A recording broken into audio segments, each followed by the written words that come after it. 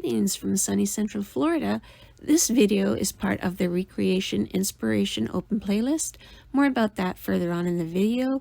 This month I'm inspired by Kiki from Kiki DIYs. She's funny and talented, and all my projects are recreations of hers. And let's get started. Okay, so seeing Kiki's concrete pumpkin inspired me to attempt to do one myself. So this is her version, and my project number 1 is my version. These are the pumpkins that I chose to look at as far as shape and size. I really wanted to do the bright orange one, but I knew it was probably too big. So I chose this one. I liked the color of it the least. That was basically it, and I was kind of looking for a medium-sized one anyway. So I was able to just wiggle the stem out, and the fabric was attached to the stem, and I actually was able to get it out of there and then just trim the tag, so I didn't really have to trim the fabric at all. And that's something I always wanted to do. I always wanted to get like one of those fabric pumpkins and open it up and see what's inside. So Kiki made a really cool stem for hers out of foil wrap, so I'm attempting to do the same. And there was quite a little hole in there, so I filled it with some foil wrap, and then I made another stem and tried to put that on top. This is the stem that was too thick that I ended up abandoning, and you'll see that in a minute. So I didn't have any concrete, and I thought I did, but I had plaster of Paris. So I'm like, okay, this is probably going to be a little bit the same. And I mixed it up according to the instructions, and this is what I got. After carefully painting and globbing and smoothing, I came back, and as I handled it, it just like dissolved in my hand into this powder. And I was like heartbroken. So attempt number 2 has me adding baking soda to chalk paint. And I want to say it's about 1 part paint to 1 part baking soda. And it seems like there's too much baking soda. But then I got my paintbrush in there and started stirring it. It just made this really thick, smooth concoction. Kind of like, like a smoothie. Like melted ice cream. I don't know why I'm thinking of food so much, but anyway, and it like painted on so lovely, and I left it a few hours to dry, and when I came back, it had this beautiful texture, and it was kind of flecked, and I started to sand down the flecks, and I'm like, you know what? It's all about the texture to begin with, so let's just keep the texture. So I poured out some burnt umber acrylic paint. I believe it was by DecoArt, and with a very, very dry brush, painted the indentations. And if you have the paintbrush too wet, you're going to get a really dark result, which isn't necessarily bad, but I didn't want it too dark. So you'll see that I wiped off a lot of that paint before I went in and did the markings. And I did the same for the small one as well. And the small one I just did because I had that extra baking soda and paint mixture left over, and I didn't want it to go to waste. So I did the exact same thing with the small one that I did with the big one. So now I'm just going to finish them up. I have a strip of burlap, and I put it into the shape of the awareness ribbon, and then I scrunched it down into a bow, and I put that on one side of the pumpkin, and then my choice of florals for the other side.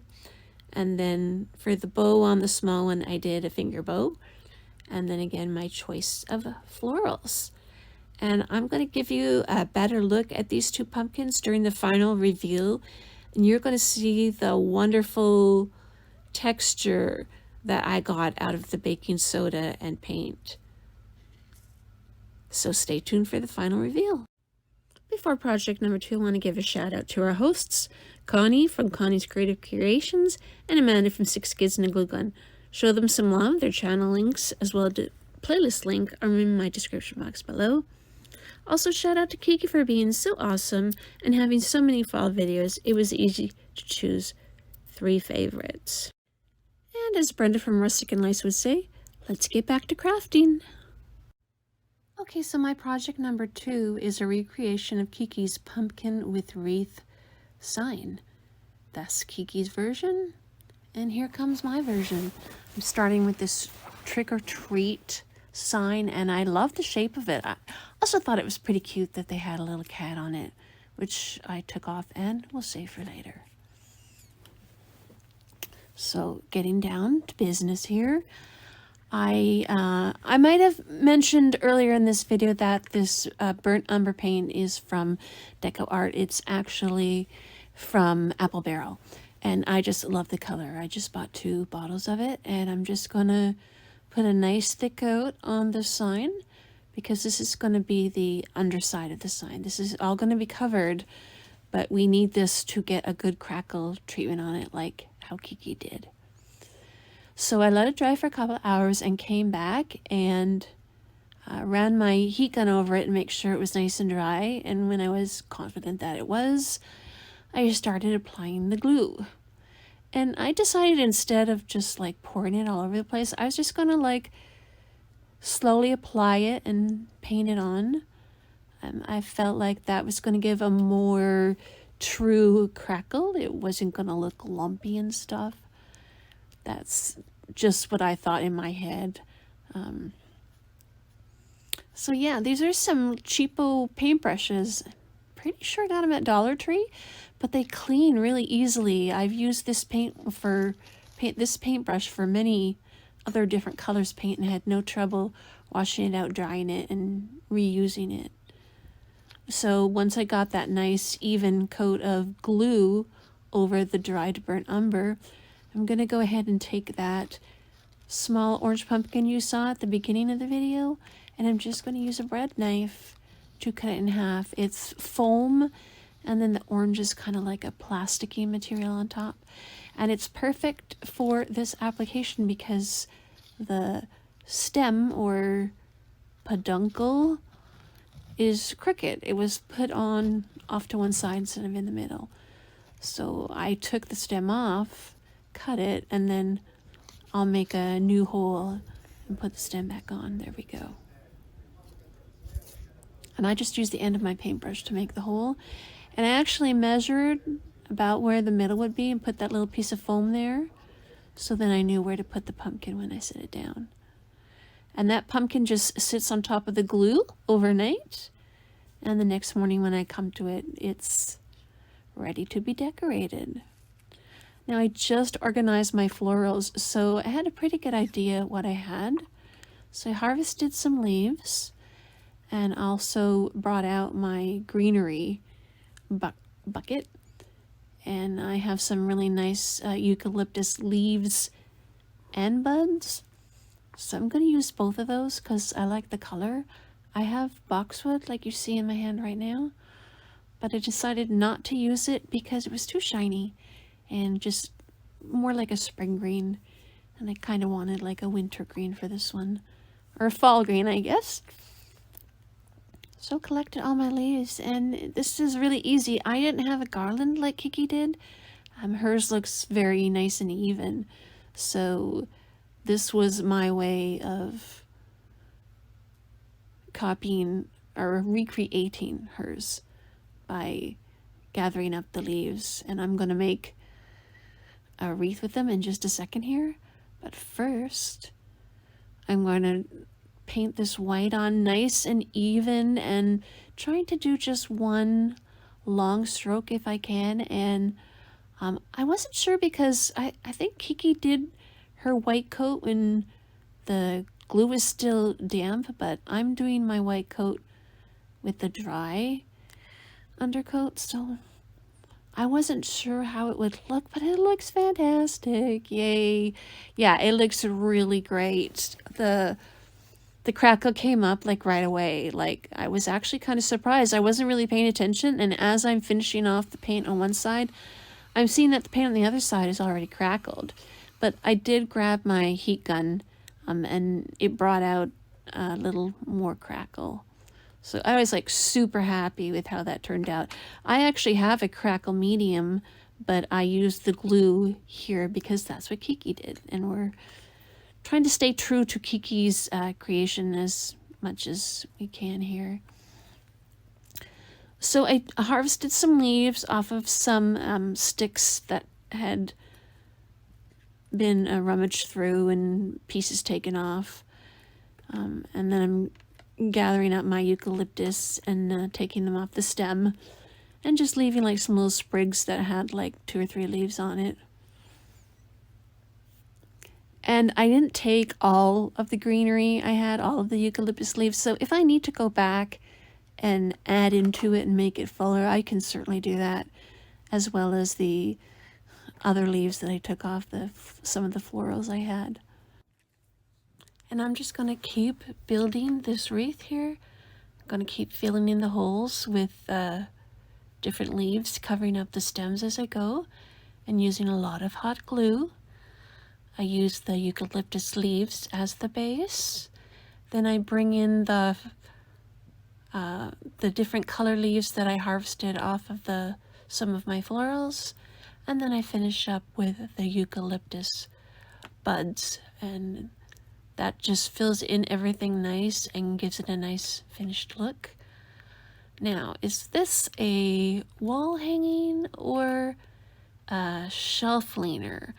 I decided to put some wired jute in the top to hang it, but in the pictures, I only leaned it.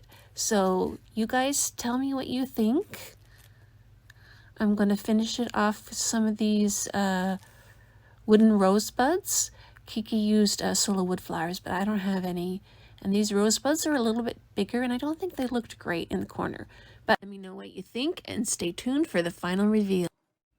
Okay, this is Kiki's version of a fall theme window hanging, and project number 3 will be my version of a fall themed window hanging. So first I'm going to take off the plastic, and even though I like the wood grain finish on the frame, I decide to paint over it because it was a little drab. The frame took a couple of coats of paint, and I wasn't striving for perfection because I know a lot of it is not even going to be visible when I'm done with it. Now I've flipped it over. This is the back of the frame, and I'm going to remove the little clips that keep the backing in because those would probably stick out like a sore thumb. After I get rid of those, I'm going to try and flatten out my chicken wire as best as I can so it will attach to the frame more easily. And I'm going to use just a regular office stapler to attach it because the frame is pretty soft. Like, I don't think it's wood. I think it's like a dense foam. And I'm using the regular office stapler like you see. And afterwards, I'll put a bead of hot glue, and that's just to ensure it stays put, but also to get rid of the pickies, like cover up the sharp points, because inevitably when I'm using chicken wire, I end up poking myself, as I do here in just a second. And we'll take a break and doctor up my finger and then get back to the project. All right, so I did have to trim a little bit off the edge there, but no biggie. If you have good wire cutters, it's not that difficult. Once I had it trimmed to size, I pulled out my Dollar Tree burlap and lace ribbon. I love this stuff. This is just going to go around the front and around the middle of the frame. And then I'll hot glue it. And you'll notice, if you looked at Kiki's version, she did like the crisscross to make the window look like a real window. But I chose the chicken wire, you know, 1, because I have a lot of it, and 2, because I couldn't decide on how I would do the crisscross if I wanted to. So I like the chicken wire. I think it came out good. Here I'm going through all my leaves. I decided it'd be fun to do a bouquet just with leaves. And I chose the purple to be sort of the backing or the background for the bouquet. And then just added them to my liking. I kept the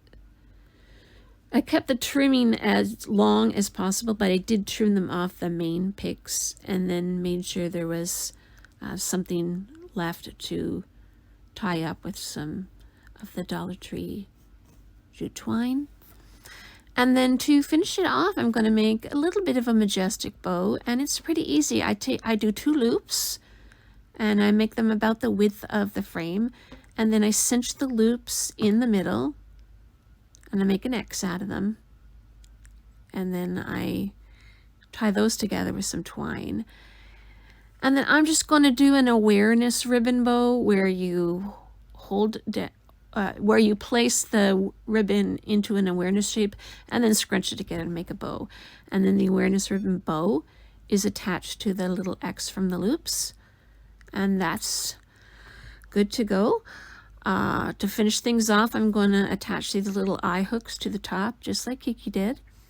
And then just pull through some Dollar Tree twine and hide the knot between the leaves. And I have a hanging that's not visible, and this came out fantastic. I really, really love it with just the leaves, and I'm going to give you a better look at it at the final reveal.